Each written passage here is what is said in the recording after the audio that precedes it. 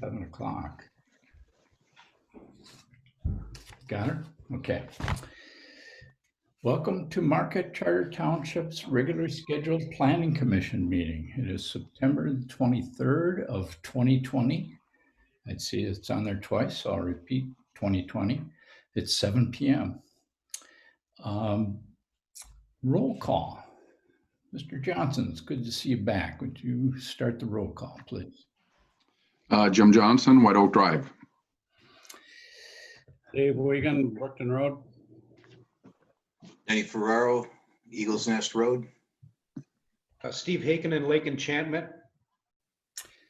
Mike Springer, 206 Eagles Nest Road. We have the full commission here tonight. And we have an agenda in front of us. Is there any changes or additions? Hearing none, would somebody like to make the motion to approve the agenda? So moved. And that was Mr. Ferraro. Yes. Do we have a second? Yeah, I support it. Dave Wigan. So do we need a roll call vote on this, Dave, or we just make the motion? Mr. Wigan. Yeah, we were doing it just because it's easier because we just cutting each other out, right? Okay. So the motion is to approve the agenda as presented, and Commissioner Ferraro, Yes. and I support it. I'm a yes. Steve, Yes. Jim, Yes. and Chairman Springer. Yes. Passes 5 to nothing. Okay, we have next the previous minutes from September 9th. Anyone see any changes or corrections? Okay, hearing none, would someone like to make the motion to approve the draft minutes? So moved. Is that Jim? Jim? Yep. I'll second that. Steve? Yes. Mr. Wigan? Okay, the motion to approve the meeting minutes from September the 9th, 2020. Motion maker was Jim. You are a? Yes. Okay. Steve? Yes. Dennis? Yes. I am a yes, and Mike Springer. Yes. Okay, passes 5-0. Next is public comment. We have Supervisor Durant and Warren Schultz, look like, as part of the public tonight. So if you would like to speak on any of the issues, you're welcome to do that now, or if you want to just tell us what issue you would like to speak about, when that comes up, you can speak then. Okay, hearing no public comment, do we have anything in email or questions? Okay, we'll move on. New business. Michigan Aerospace Manufacturers Association, MAMA. Launch initiative discussion. Wow. Lots of stuff in here. Mr. Wigan. I've got to ask what the reason for this being on the agenda is. And the reason is because as much as we can delve into it and gather all the information, there's nothing the commission can do as far as setting policy for the township on it. That's a board function. So I'm not sure what we're doing.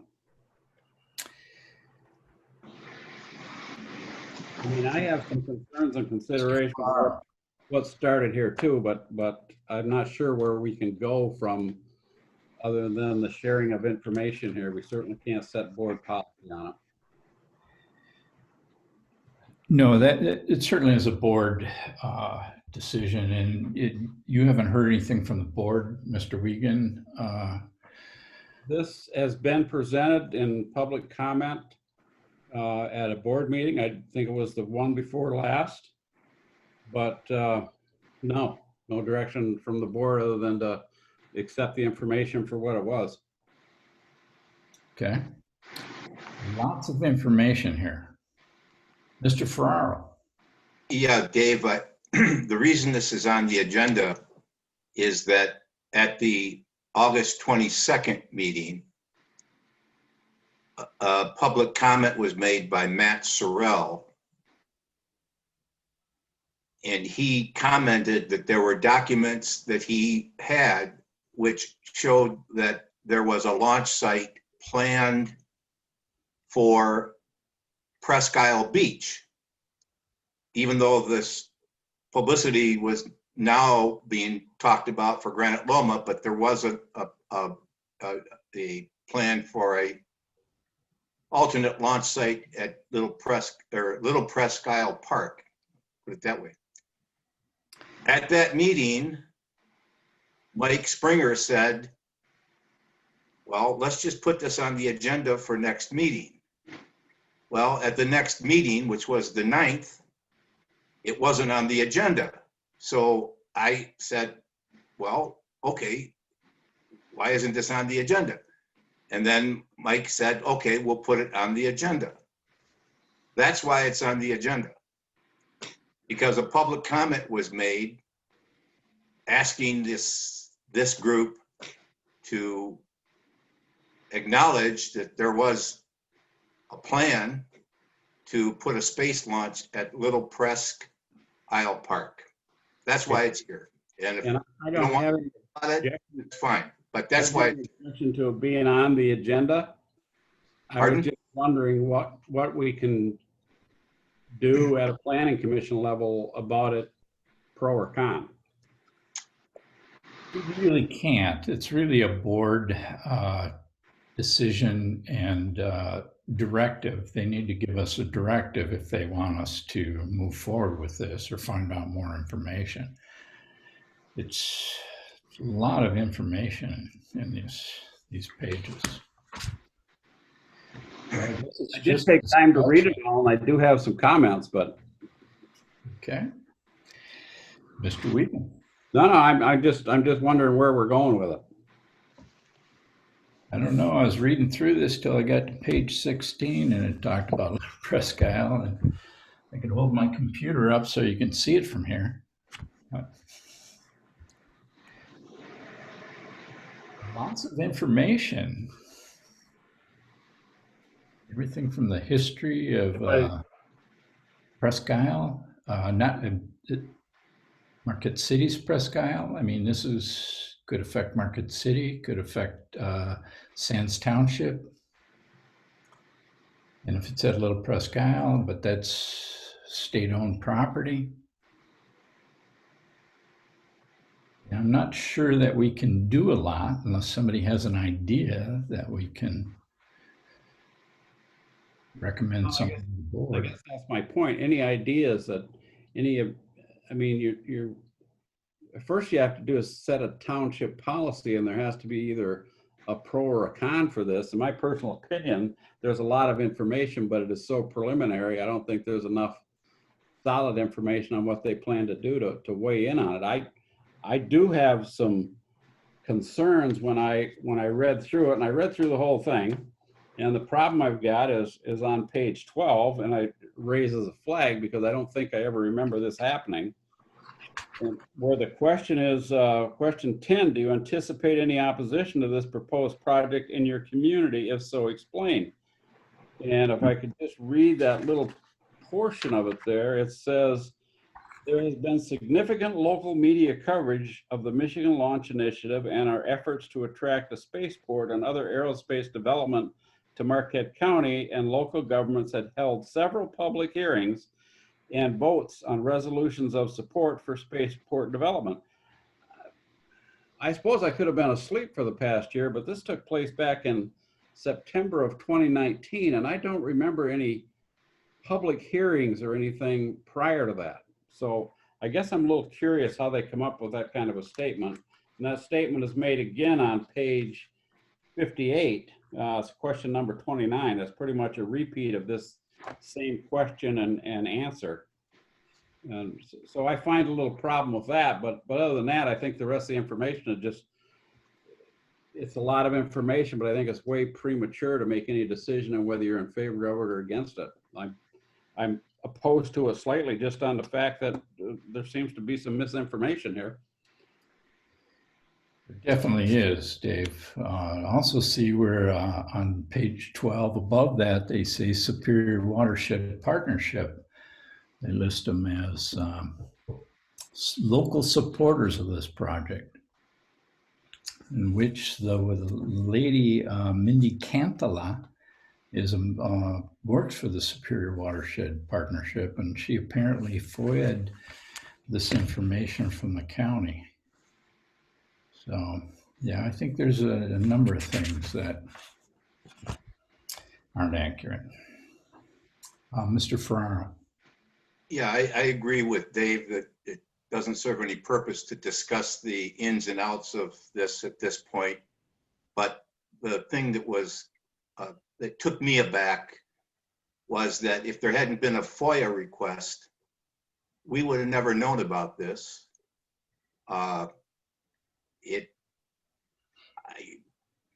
You know, it wasn't in the, this type of information was not anywhere in the board minutes of the county board, nor was it in any of the minutes of the plan commission for the county board. So if there hadn't been a FOIA request, none of this information would have come out until Mr. Corkin made his courthouse steps announcement on July 23rd, 2020. And even then, it was only concerning a site in Powell Township. So with that, I'll conclude my comments on this at this point.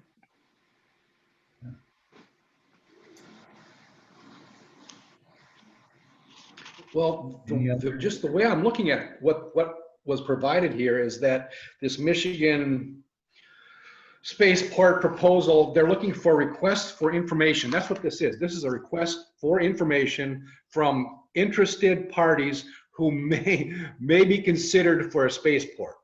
So basically, this is a sales pitch. Under whose auspices? Sawyer Airports, maybe? I mean, that's whose letterhead it's on. I mean, they have other organizations that have gotten involved and said, hey, let's try to sell this. I mean, there's no money, there's no technical things. They're just, hey, we got a great university up here. We've got, you know, these places that it can be built. But as far as being a, you know, this is like really preliminary, I would say. I would say it's really preliminary. I don't think they've made a decision yet to even ask for proposals. They're just asking for information at this point. Am I interpreting that right? May I reply? Please. Mr. Ferraro.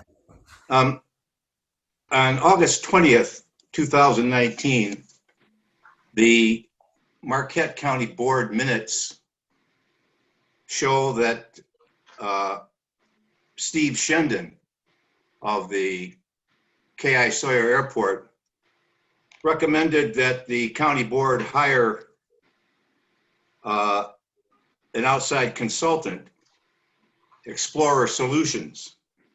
And if you keep on turning these, there it is right there. Recommended that they expend $21,000 to hire this Explorer Solutions to help develop the plan for the spaceport. There was no mention of any other site in the minutes except Sawyer International Airport. And yet the Explorer Solutions report, which was paid for with tax dollars collected from you and I, came back with a recommendation for a site at Little Presque Isle Park, which is in Marquette Township, a Ford property up in Powell Township, Granite Loma in Powell Township, and repeated or not repeated, but said also we can launch it off a barge from the Presque Isle Harbor down in Marquette. So there was more than just, this is not just somebody fishing for business. This is not like a robocall. This is taxpayer money that has been used, and that's fine. It was disclosed that there was going to be a consultant hired, but the aegis of it, or the purpose of it, was to have a spaceport at Sawyer, not a spaceport at Granite Loma, not a spaceport at Little Presque Isle Park, not a spaceport at the Ford property, not a spaceport at the Harbor Marina down in Marquette. So, and if you read the first letter from Mr. Shendon that's attached here, they're talking about offering TIFs, tax incentives, you know. So I guess what bothered me about this is that this is not just a private deal between two landowners. This involves county money. So that's what's disturbing about it to me, that there was no disclosure to the public, no opportunity for the public to weigh in on this. I mean, all the press was about the K.I. Sawyer port. That's what we all heard about for a year and a half, and they were going to strap these missiles on the underside of a 747, take off just like they do when they're going to Minneapolis or Detroit or wherever, but go up high enough and launch the missile. That's what was in the paper. That was what the public was told. But if we hadn't, if this Mindy Kentola from the Superior Watershed Partnership hadn't done this FOIA request, we would have never known about any of this. That's what's disturbing to me about it. But as to the duties of this our particular plan commission, as to what we should do or can't do or even discuss this, I agree with Mr. Wiegand. There's not much we can discuss at this point, but it was brought up as public comment. And now if it wasn't brought up as public comment, we probably never would have known about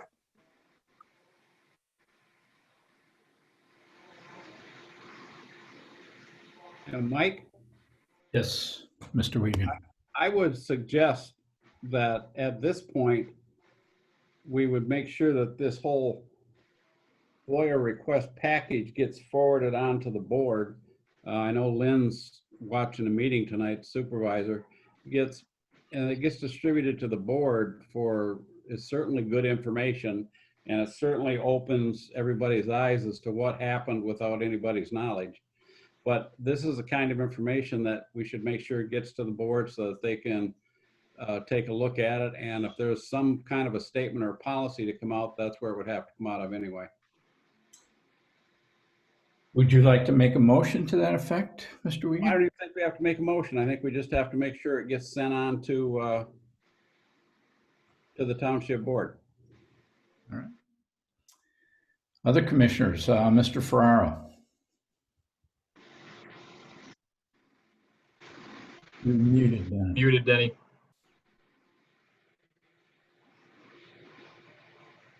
I'm sorry. I'm There we sorry. I agree with Dave about sending it on. When Jason so courteously delivered all this to my mailbox, like he does because I'm out in the boondocks here, what the package here contains is only the first letter from Shendon responding to the RFI from MAMA. There's another letter of October 28th, 2019 from Mr. Shendon to MAMA, in which he talks only about Granite Loma. Mr. Sorrell, who made the public comment on August 22nd, mentioned both of these documents, the Explorer Solution and the October 28th letter. So if we're going to send something to the board, to the township board, oh, and also in responding to Jason, I sent hyperlinks to the documents. So I would suggest that whoever shares this with the township board would share all three of those documents. The original response from Mr. Shendon, which is, excuse me here if I can find it, the date. Dated September 20th, 2019. The Explorer Solutions report, which is September 18th, 2019. And then the October 28th, 2019 response to RFI from Mr. Shendon to MAMA. So if those three documents could be sent to the township board, I think that they would have everything that the county board produced pursuant to FOIA.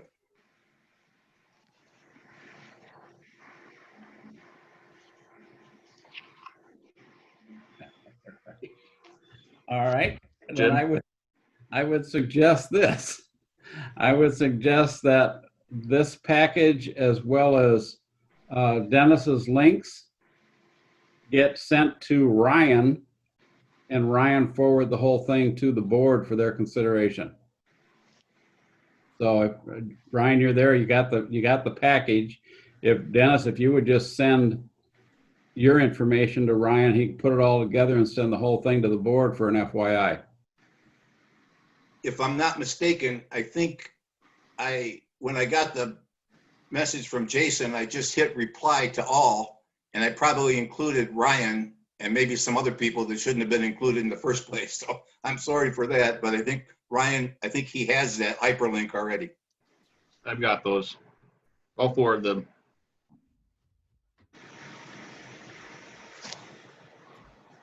Mike?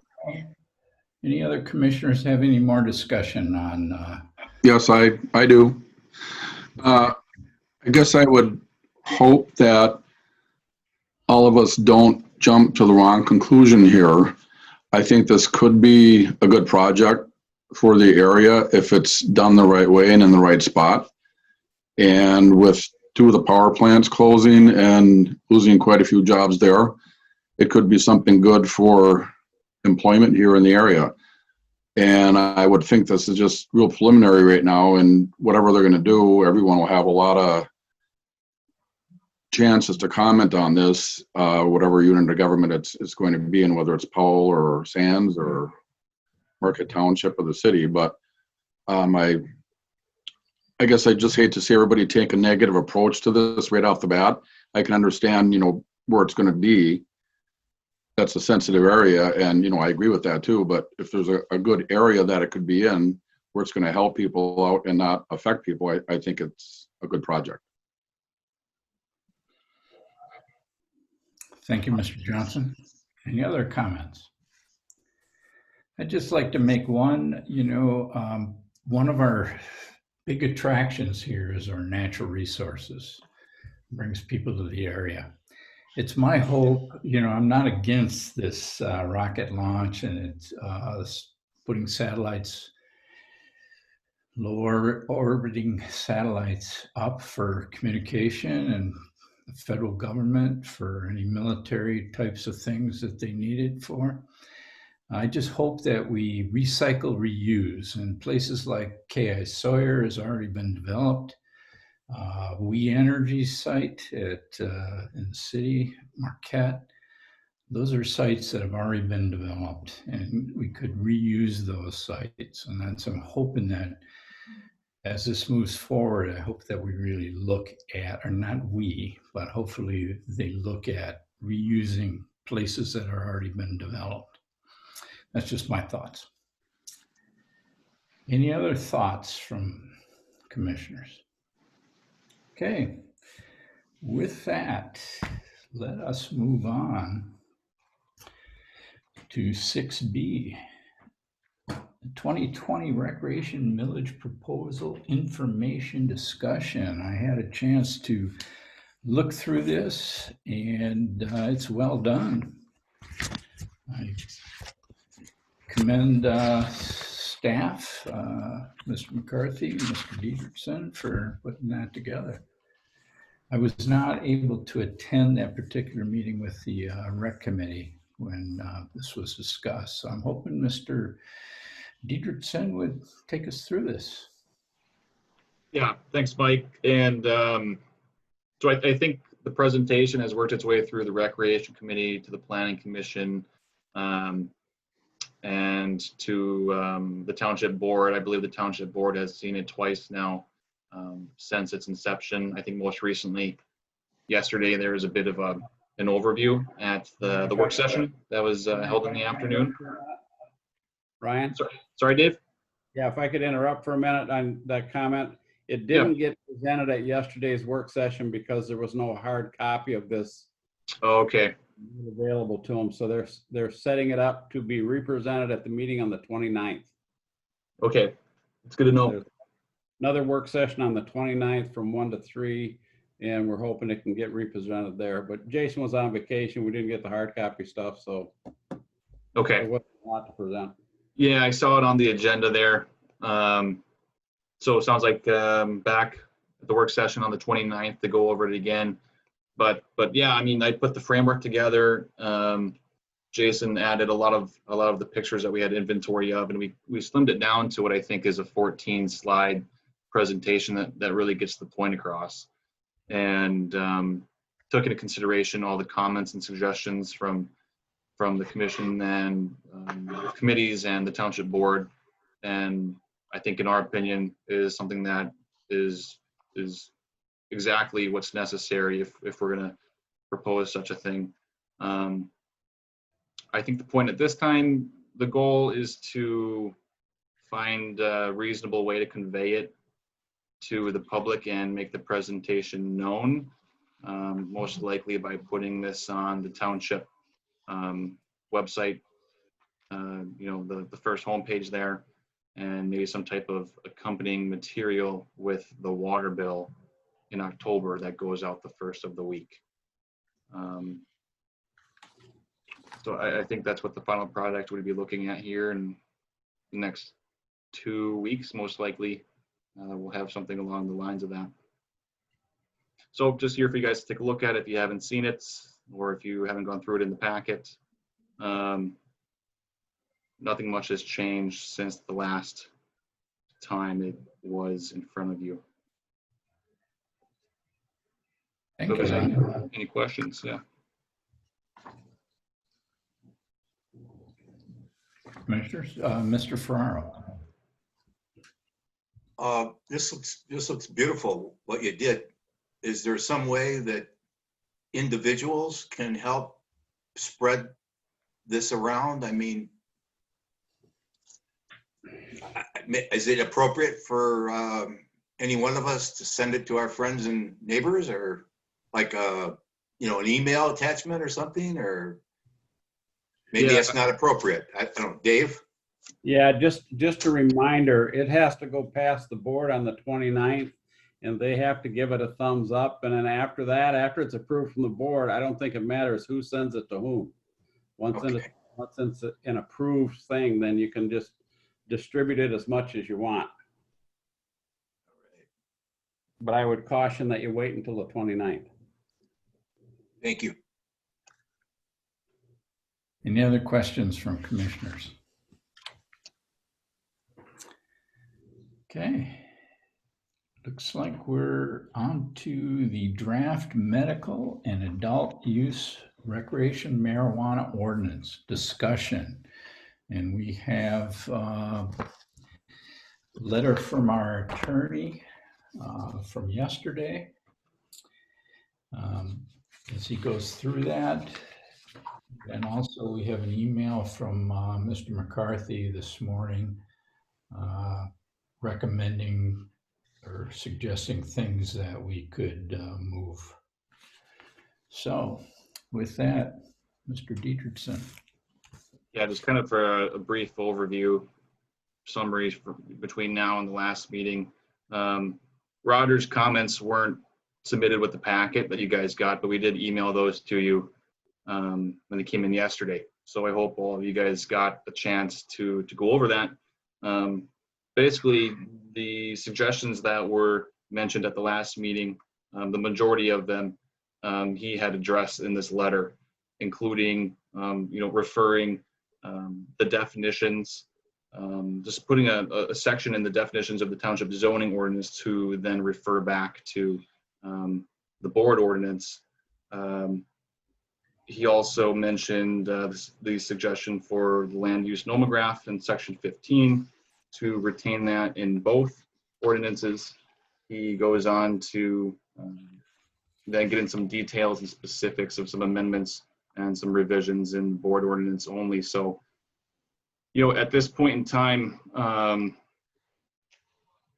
we have changes to Article 2, definitions of the township zoning ordinance, and some minor changes to Article 15, the land use nomograph in the zoning ordinance, as far as incorporating the uses in that.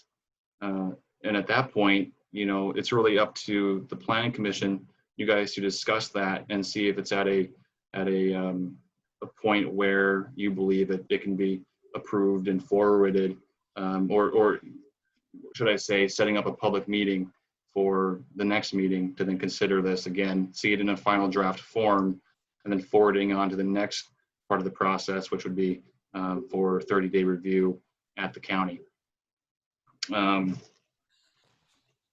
If you have any questions, I can get into a little bit further, but I guess I'd open it up to you guys for discussion at this point. Mr. Wiegand. Yeah, I spent quite a bit of time on this after we got Roger's email yesterday. And, I guess what it breaks down to is in spite of the fact that it looks like there's several changes there that are recommended, you got to break it out into two categories. What we're considering for the zoning text amendment, it only covers Article 15 and Article 2, which is definitions. And those are the only things that would be part of the public hearing. Everything else is a recommended board ordinance from the planning commission to the board. And those would have to be considered in their entirety at the board level. So this is just something we've put together, and legal's looked at it so that it all ties together. But bottom line is the board ordinance portion and those changes will only be recommended from the planning commission to the board, and it's up to the board to pass them. And I don't think the board wants to or should consider passing them until they're approaching the second reading of the text amendment from the planning commission, because I don't think you want to enact one before you enact the other one. But having said all that, if you break down the recommended changes from legal, and which I would support, by the way, and the first one is I would suggest that we amend Article 2, Section 202 as recommended by legal. And basically it says that to take those definitions out of there, use the definitions that are going to be in the proposed board ordinance so that we don't have any contradictions as we go on, and put a statement in there that says marijuana and marijuana facilities and establishments, all definitions relating to the placement, use, or regulation of medical marijuana facilities and adult use marijuana establishments as set forth in the Marquette Township medical marijuana facilities and adult use recreational marijuana establishes licensing regulation ordinance, and then it will give the ordinance number, that's the board ordinance, as may periodically be amended, are incorporated by reference verbatim as if restated herein in their entirety. All it does is it puts the definitions in the board ordinance, so as definitions change, as they undoubtedly will at the state level, they'll have to be incorporated into that board ordinance, which is easier to change than a text amendment. So it's easier to keep up to speed on it. The only other change that legal was recommending, and he recommended that Article 15 remain as is. And that's pretty much it. So we're looking at making that change in the definition section. Everything else stays as is. And with that in mind, I would make a motion to adopt the amendments recommended by legal and set a public hearing for October the 14th at 2020 at 7 p.m. Any commissioners want to second that? Mr. Ferraro, you're muted. I'm sorry. I'll second it, but I'd like some discussion, if we can, on one. I agree. I defer to Mr. Zappa. I think that was a great letter, but he left one thing open for the boards, for the planning commission, I guess, for the planning commission's discretion, and that is under the category of provisioner retailer. We talked about, that had been set at 3, and he said that he would recommend not splitting that category into medical provisioner being able to sell and an adult use recreational being able to sell. He would leave the language as it is, but he also said we could, instead of just having 3, we could have 2. I'm sorry, we could have 4, and then we could decide, how we wanted to do that, whether we wanted to have 2 medical provisioners that were retailers of adult use, as well as just 2 retailers that were non-medical, but just retailers for adult use. So I don't know whether, Dave, if that's something that could be left till later or what. But I agree with Zappa, and I agree with your motion. I seconded it, of course, but I think that part is actually in the recommended board ordinance. Correct me if I'm wrong. Ryan, is not in the board ordinance? Yeah, so yeah, it is important to keep in mind that it's confusing because there are 2 separate ordinances that we're referring to, and one being the township zoning ordinance, which, like Dave mentioned, is just suggested by Zappa to amend in Articles 2 definitions and Article 15 with the land use nomograph.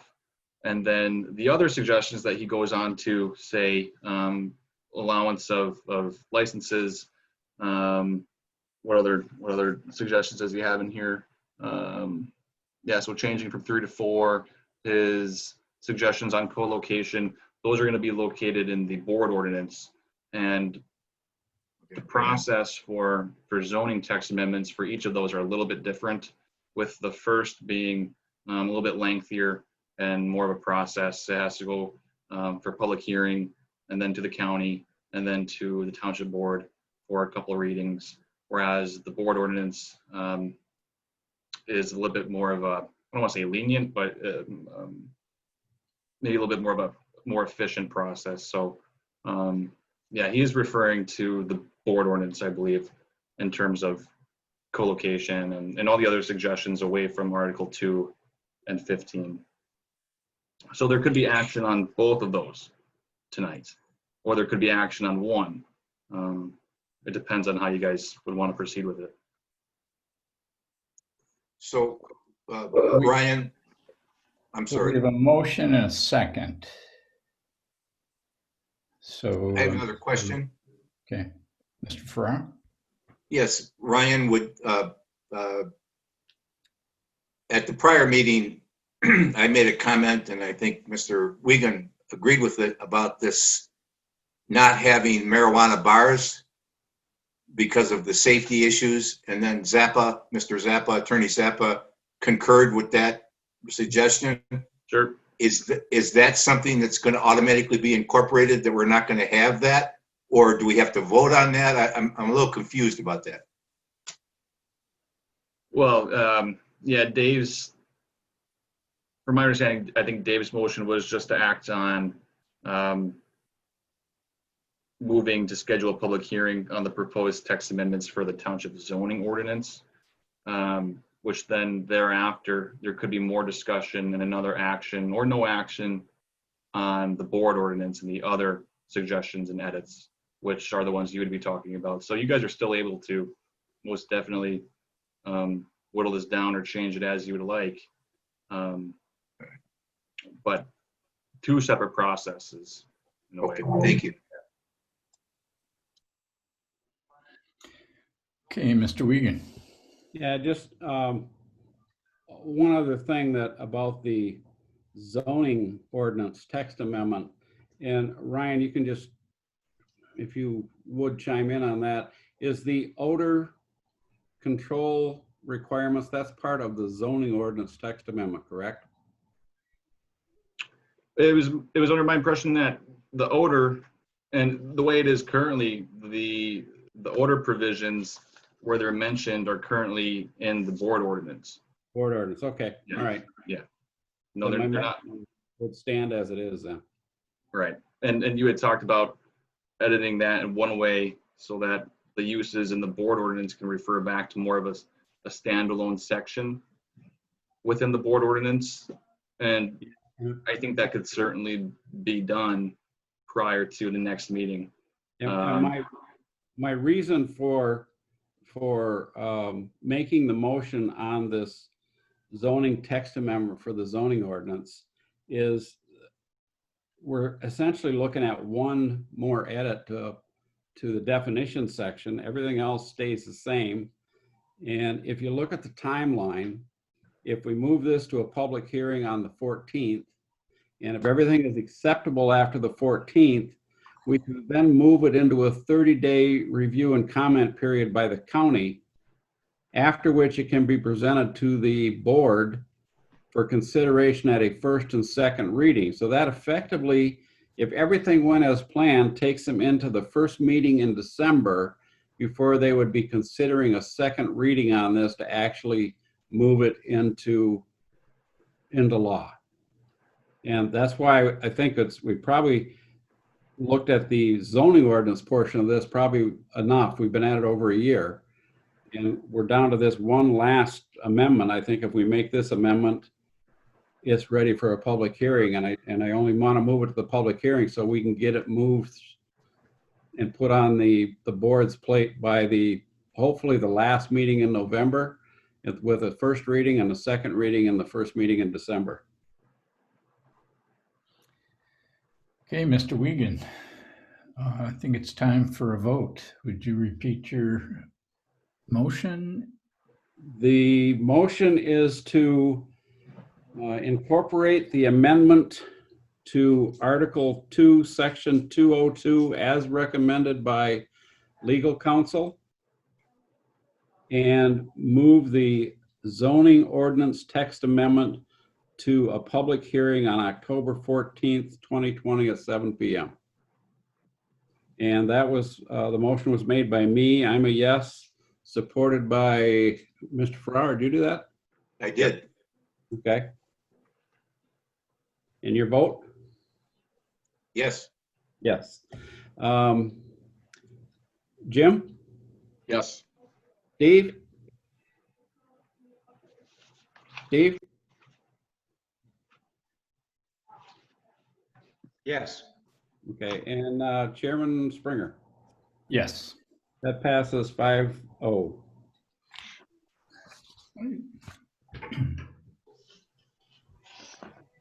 The unfinished business, 7B, draft. Wait a minute, we're not done. Oh, we're not done?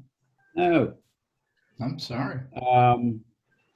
We're still talking about the ordinance portion, the board ordinance portion of that.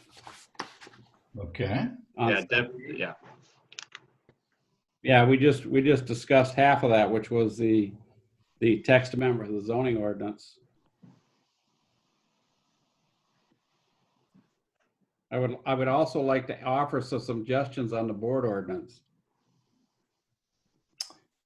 Please do. I think we should go ahead.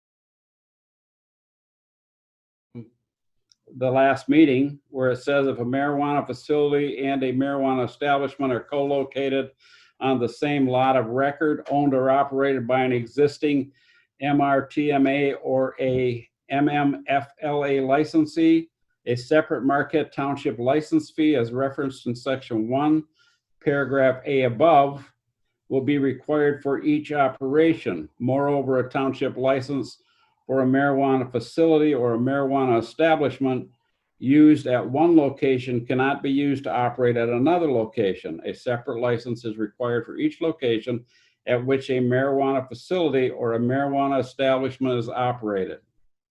That would be the first recommended change. The second one would be in section 4 to change the total number of allowed businesses for a provisioning center marijuana retailer should be amended from 3 to 4.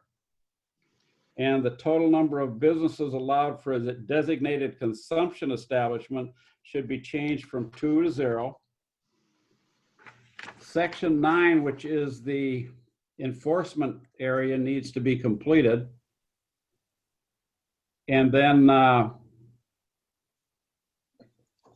would like to see the smoke control portion of that be put in a standalone paragraph, and the balance of the ordinance refer to that paragraph in some kind of all of them right now do not require a smoke control. But I think the ones that do not specifically require odor control, the ones that do not specifically require odor control, I think there should be a clause in there that says as determined by the administrator, so that if it becomes an issue, it can be enforced. Without that clause in there, they're operating in guidance with the ordinance. There's not much we can do about it. So I think we need to put that qualifier in all of the different types of operation. And then if all those amendments were made, this could be moved back for a final draft review to the October 14th Planning Commission meeting. And hopefully from there, we can move it to the board.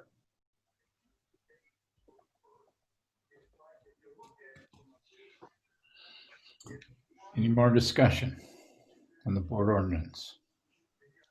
Well, I think we covered everybody's concerns. Steve, you had some, and Dennis had some.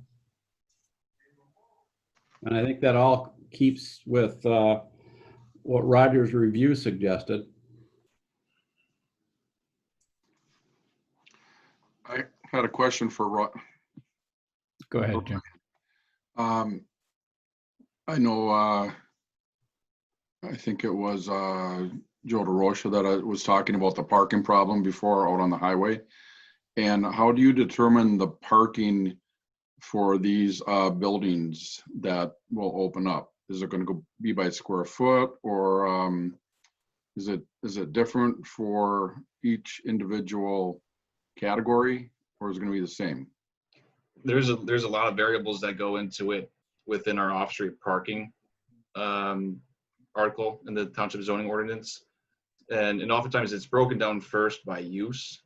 What type of space is it? Retail space, and then it also often gets broken down further by how big that building size is. So it's hard to say where they would fit. I guess it depends on where they're located, what type of space they're going to be occupying, and that type of thing. And that's a good point to bring up with the planning and zoning administrator, which I'll make sure to do, and see if there's anything that we can nip in the bud or need to further define as far as off-street parking goes.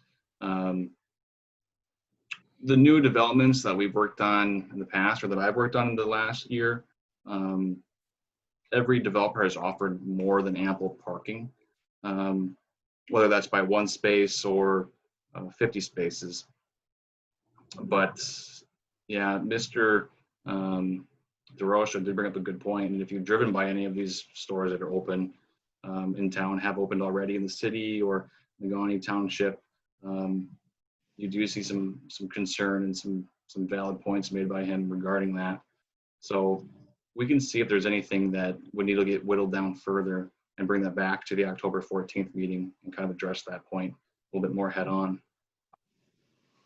Yeah, Jim, when I looked at that today, when I went into the parking ordinance, and I think there's enough latitude in there that the administrator can consider what's going on, and there's enough different ways to look at that.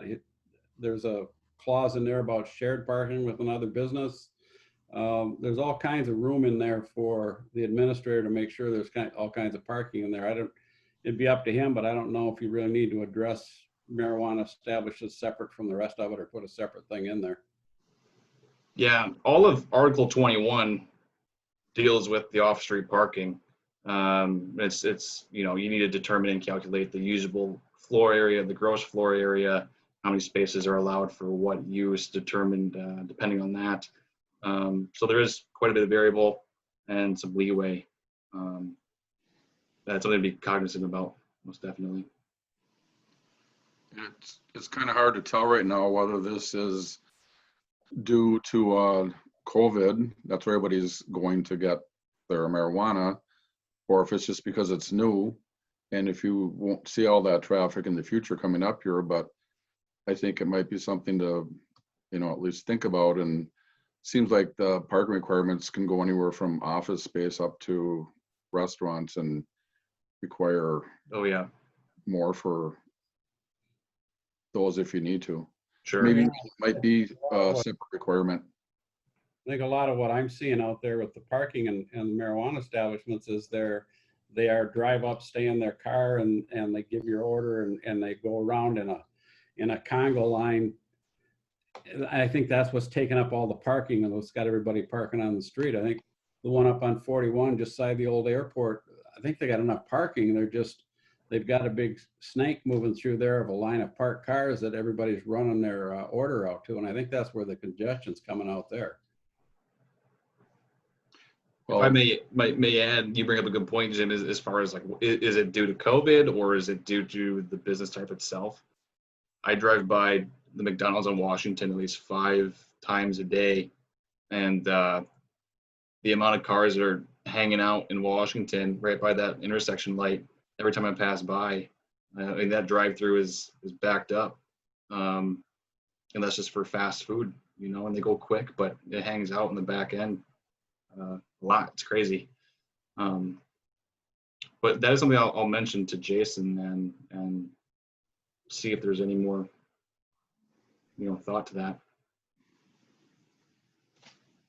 Might be interesting to find out what, I believe it's Negaunee Township, is the fire station, having just left town and come back 2 weeks later, noticed the traffic there, and there's quite a line of people or cars, as Mr. Wiegand has pointed out. So this addressing parking is a good idea, in my opinion.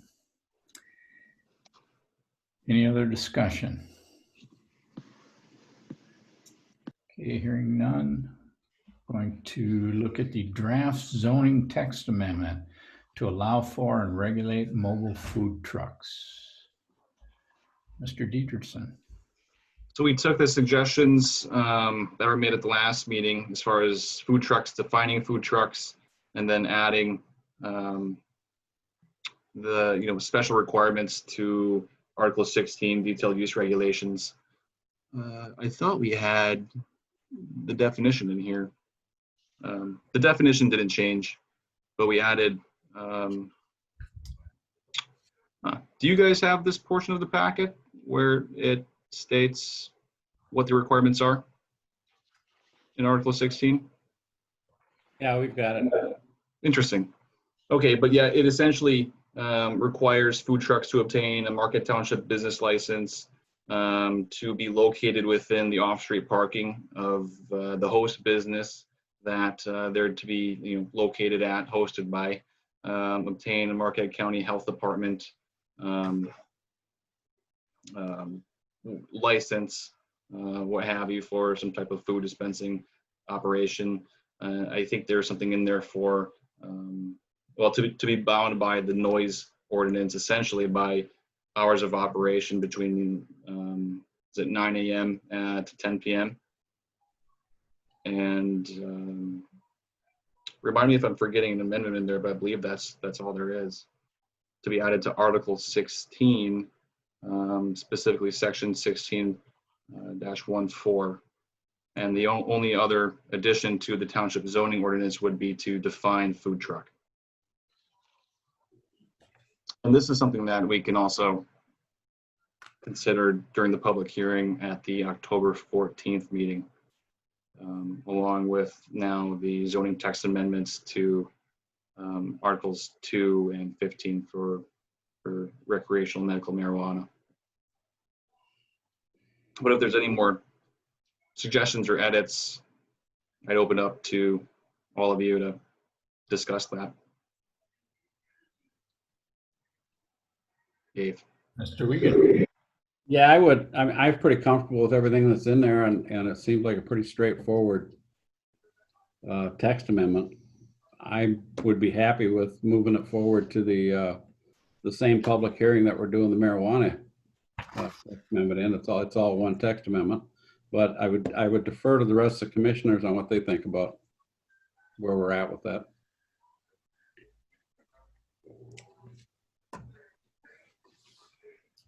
Yeah, Jim, do you know what the hours of operation for food trucks are in the city of Marquette?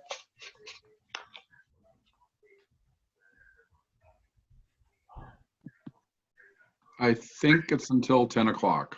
It is until 10 o'clock. It's not until the hours of operations of the business are over, or they limit it to 10 o'clock for the trucks.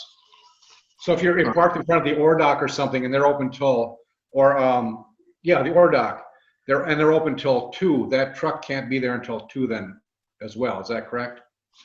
If I remember right, but I'll check. Okay.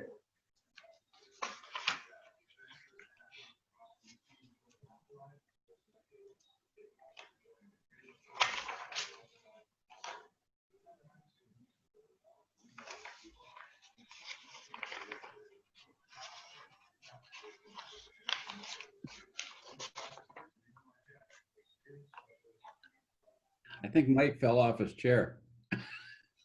Yeah.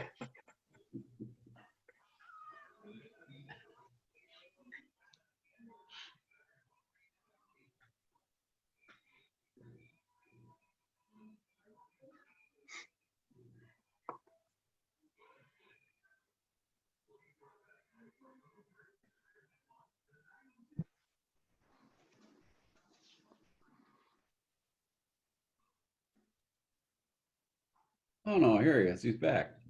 Sorry, guys. Had to take a break. So you made a motion, Mr. Wiegand? No, I didn't make a motion. I just said that I was comfortable with it. I was waiting for everybody else to weigh in. I think it's a good idea to move it forward. I'm I'll not go along with that in too. opposition, so who would like to make that motion?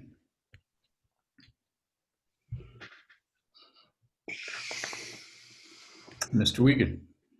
I would make a motion to incorporate Article 2, Section 202 definitions and Article 16, Section 16.14 detailed use regulations as presented and included in the text amendment public hearing on October 14th, 2020 at 7 p.m.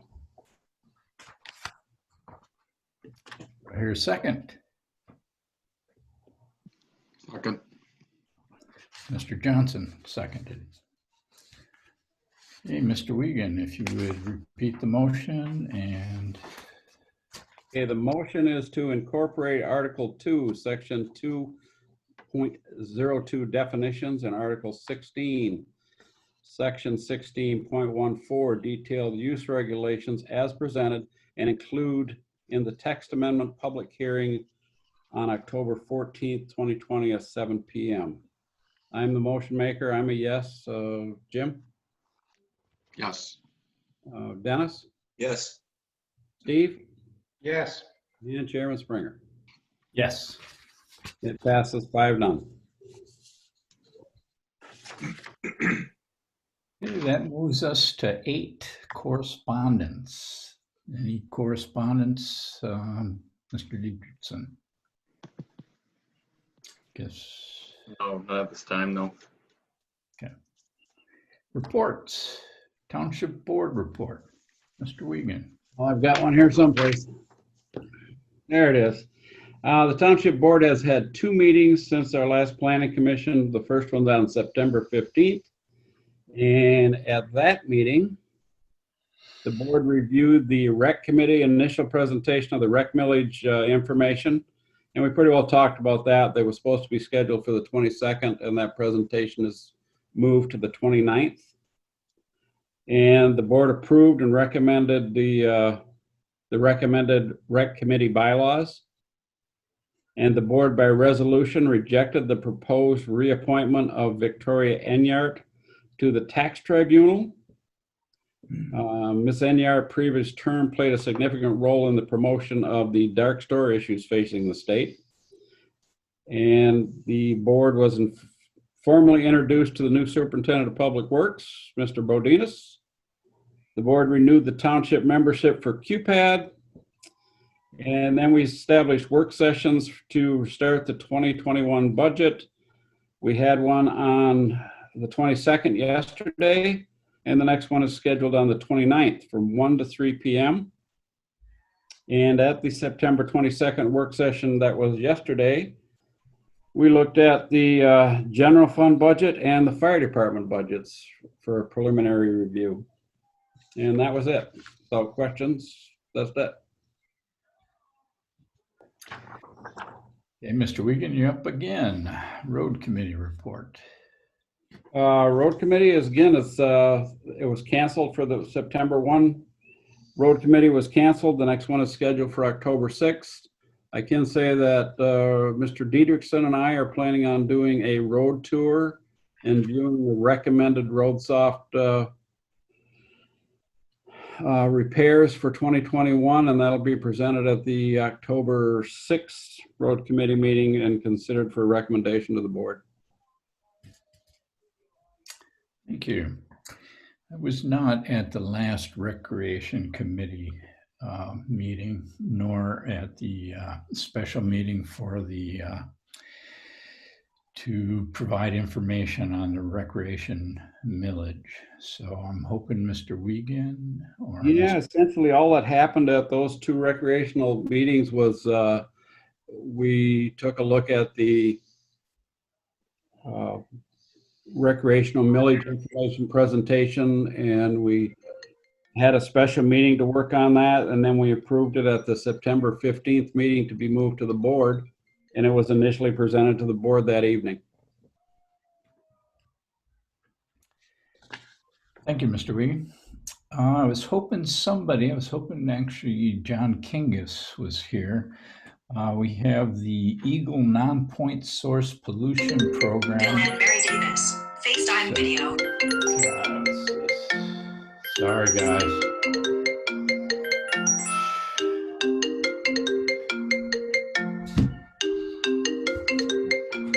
Jeez.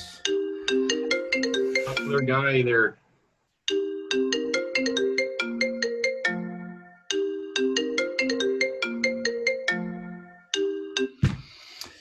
Okay.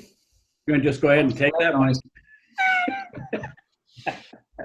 So it must have been Eagle calling, I think. I hung up on him. But so does anybody know where we're at with that? Were we invited to the second stage to apply? I know there was a meeting, I think Supervisor Durant attended, and I wonder if she can fill us in on the non-point source water issue.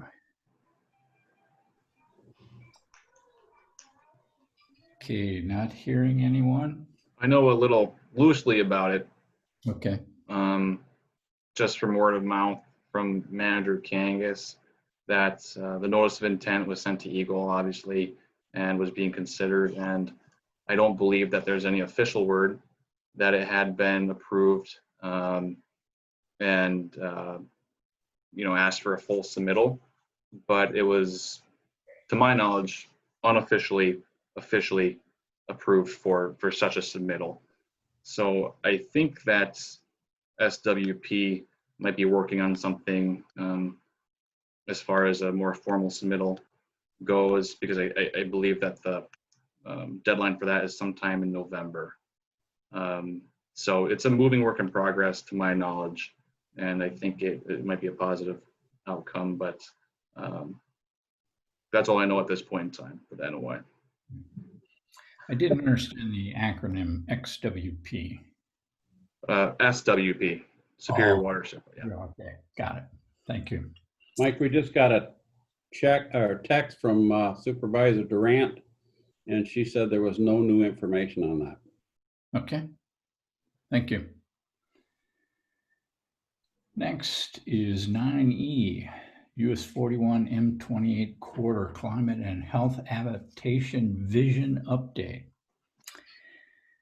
It's my understanding that Mr. McCarthy has been invited to present at the Michigan Association of Planning Conference on behalf of Marquette Township regarding what MSU has provided us in the way of planning and visioning for climate and health adaptation projects.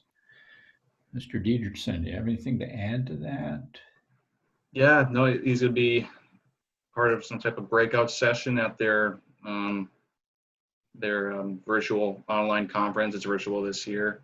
And I know that we had kind of signed off on MSU's final report project as well. So I hope everyone got a chance to take a look at that. There weren't any other suggestions or edits to provide back to Michigan State Extension on that, but it's a really cool document, and hopefully we can use it as a guide in the future for some projects and kind of work towards some of the goals that they list in there. I'm not sure exactly when the date is for MAPS convention, but I'm sure there'll be some type of summary of it that we can provide back to the Planning Commission afterward too, to see how it all goes. So it's a cool opportunity to kind of get showcased like that for that type of organization. Yeah, that would be nice for us to be able to see this presentation and our MSU presentation. So thank you. We have the Recreation Committee meeting minutes from July 21st. I don't have any additional comment on that. Anything from Mr. Nope. Wiegand? Okay, then we also have the Road Committee minutes from July 7th. Any comments, questions? Okay, that moves us to announcements. Is there any additional announcements from staff or commissioner? Okay, we'll get to commissioners in a minute. And finally, we have a public comment, and we have Ms. Durant, Supervisor Durant. We have a Warren Schultz, and I believe those are the only public that we have with us tonight. Any of those people like to make a comment? I would, Mike. Hello, Lynn. Hi, good meeting, guys. Thank you for letting me eat while you talk. The only thing I really wanted to comment on was the MAMA discussion.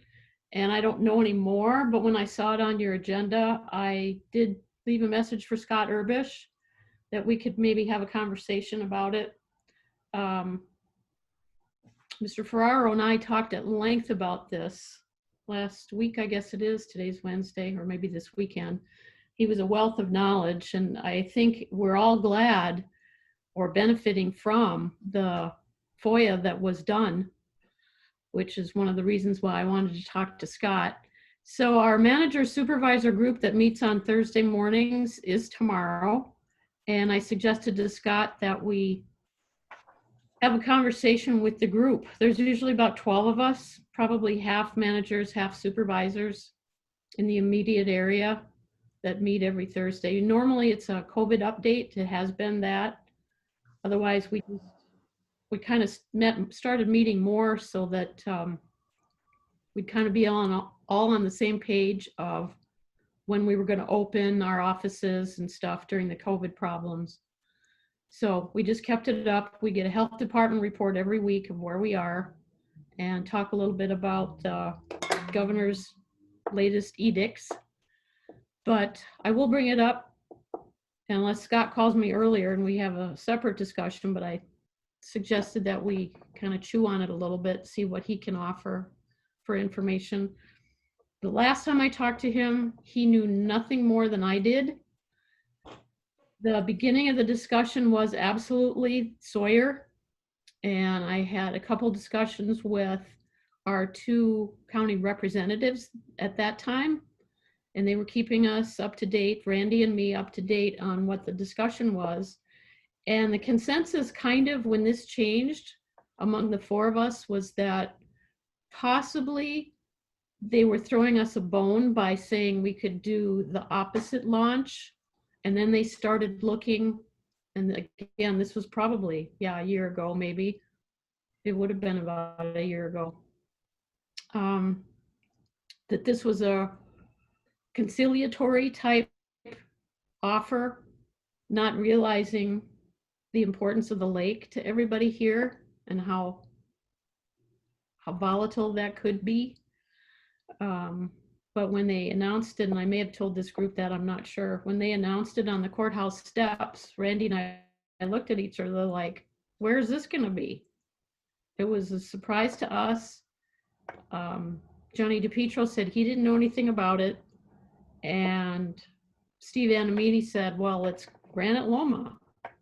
And I said, so is it partly in the township? Because we have, I think, 200 acres or something, possibly in the township.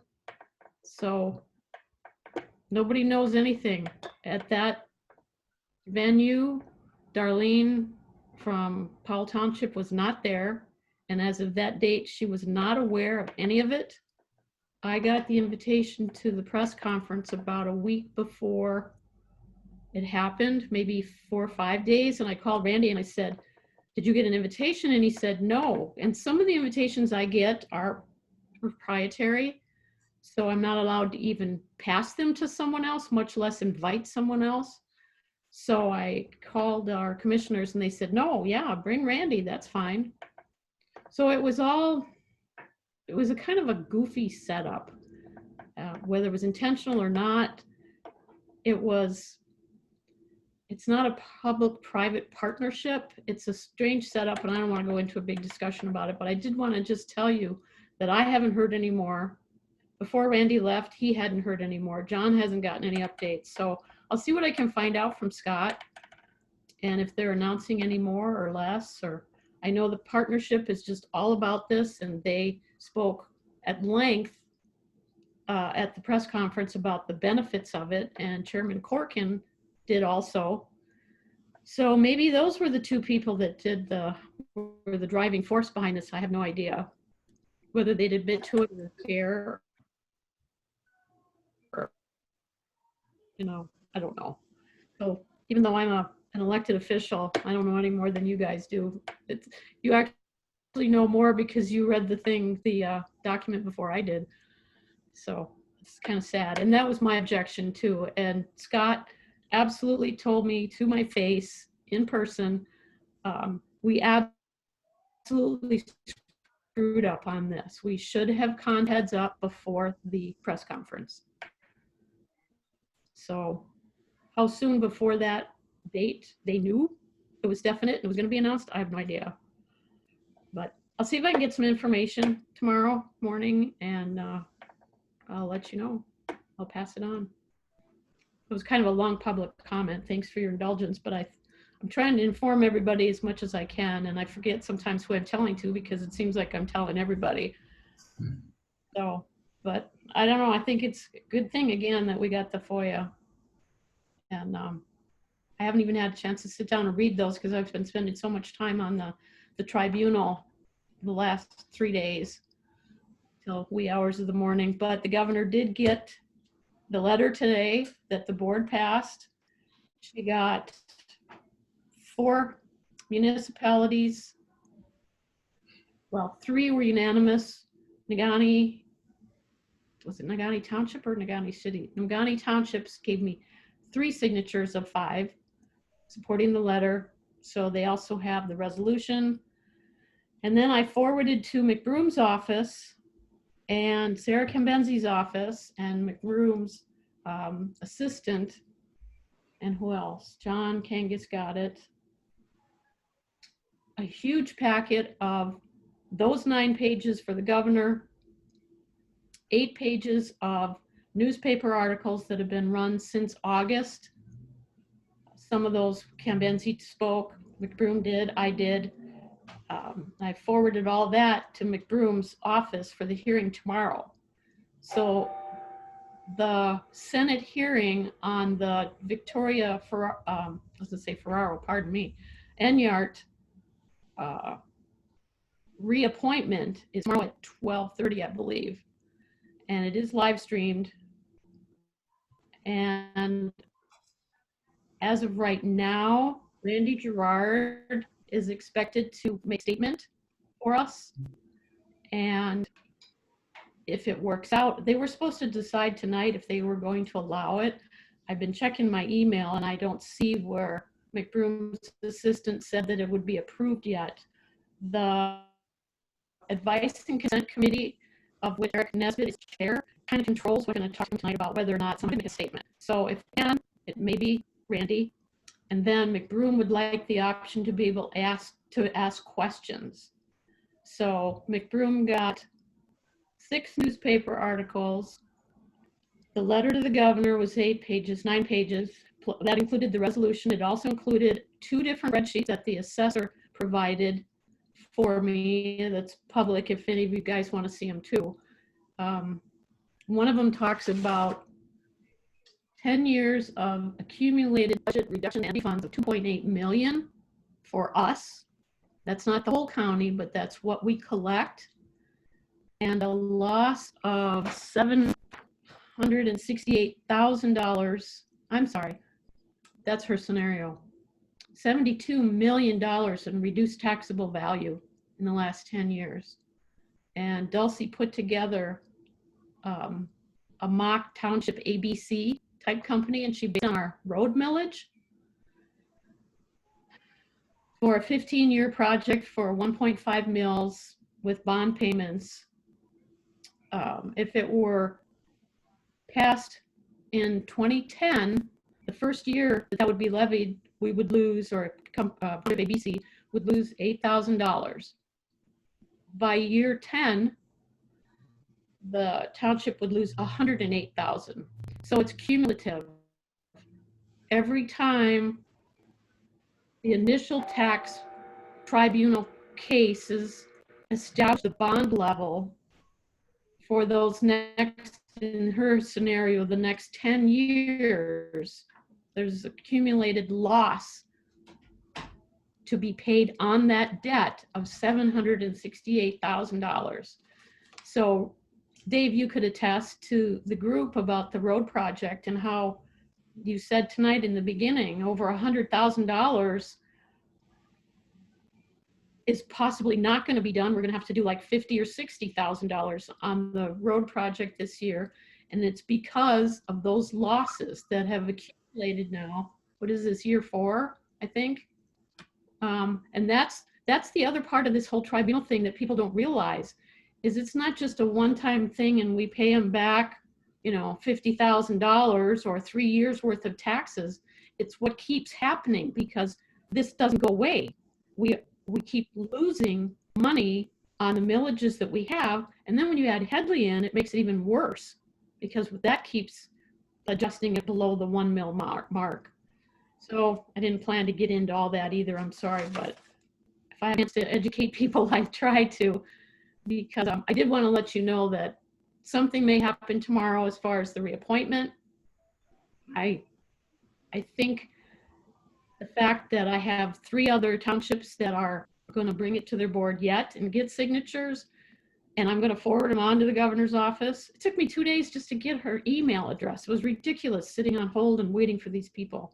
But anyway, I think this is going to say something to her, and if it doesn't, I'm going to keep pushing it, that we're serious up here. We can't keep doing this And it isn't just us, it's the trickle down for the whole tax code in the state.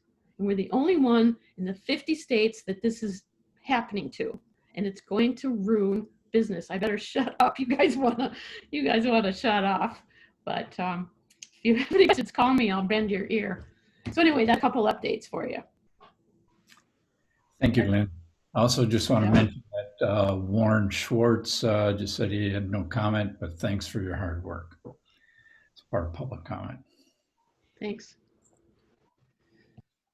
Okay, let's move on to additional comments by planning commissioners. Mr. Wiegand. Just to chime in with what Lynn was saying, this year alone, or into 2021 budget alone, the general fund for the township has to supplement the payment on the road dollars by some $116,000 that should have been coming out of the 1.5 mils, but we've lost that much money. So that goes on every year. We come up short on the road millage that much that the general fund has to supplement that.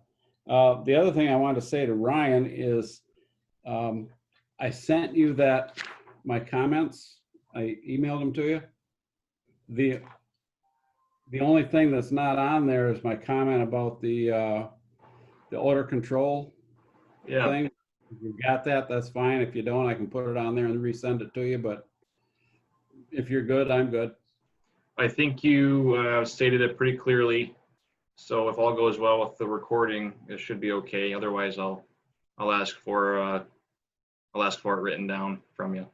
Okay, I've got it. It would be a matter of sending it to you. Yeah, it'll have Roger kind of finesse that and see where that might most be appropriately fit in the board ordinance. But we'll bring that back October 14th.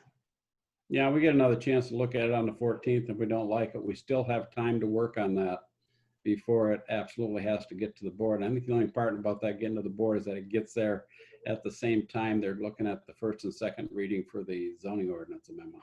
Yeah. Thanks for all the good comments, suggestions, and everything tonight. Moving forward with that.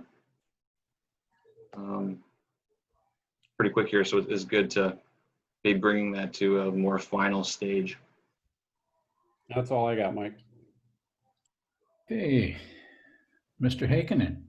Yeah, I just want to commend Ms. Durant on the work she's doing on this dark store thing. We're getting hosed bad on this, and I hope we can rectify the situation soon. Thank you, Steve. Mr. Johnson. A couple things, kind of safety-wise here. I think we have a problem with the intersection at County Road 492 and Grove Street. I'm sure you saw recently there was someone on a moped that lost control there and got hurt pretty bad. I've gotten hit on there myself with people, when I'm on Grove Street with somebody turning in and they're going too fast in the winter and ran into me, and it's happened to other people. There's constantly people in the snowbank there. I don't know, probably not the township, but I don't know who it would be to ask about putting a caution light there, along with people driving over the top of that and thinking that that's not a T and thinking they can just keep going straight. We've had, I know at least 3 younger people who were under the influence of alcohol, of course, but luckily they didn't get seriously hurt. But I think we should try and be proactive instead of reactive and try and put something there to try and slow people down or make them alerted to the fact that it's kind of a dangerous intersection there, whether it's summer or winter. And I know that there was a sign put down at the bottom of Grove Street with a T sign showing that it's, and a stop sign showing that it comes to a stop up there, but I don't think a lot of people really watch that very often.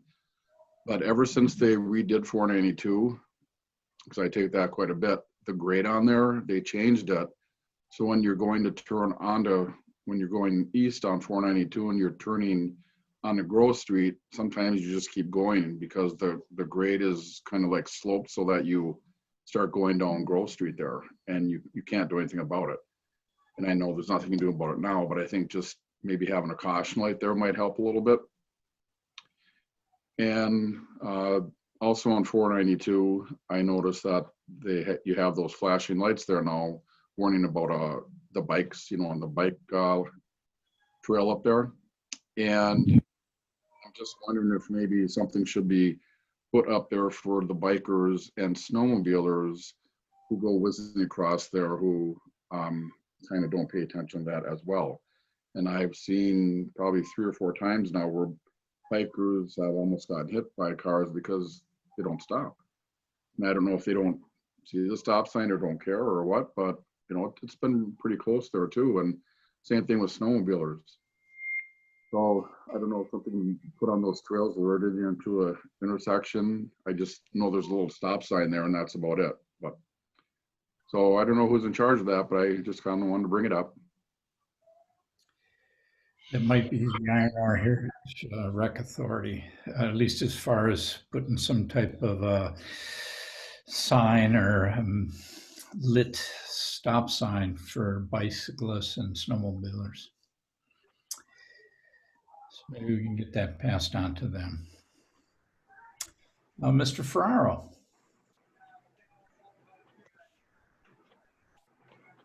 Yes, I also want to thank Supervisor Durant for the dark store efforts that she's doing. I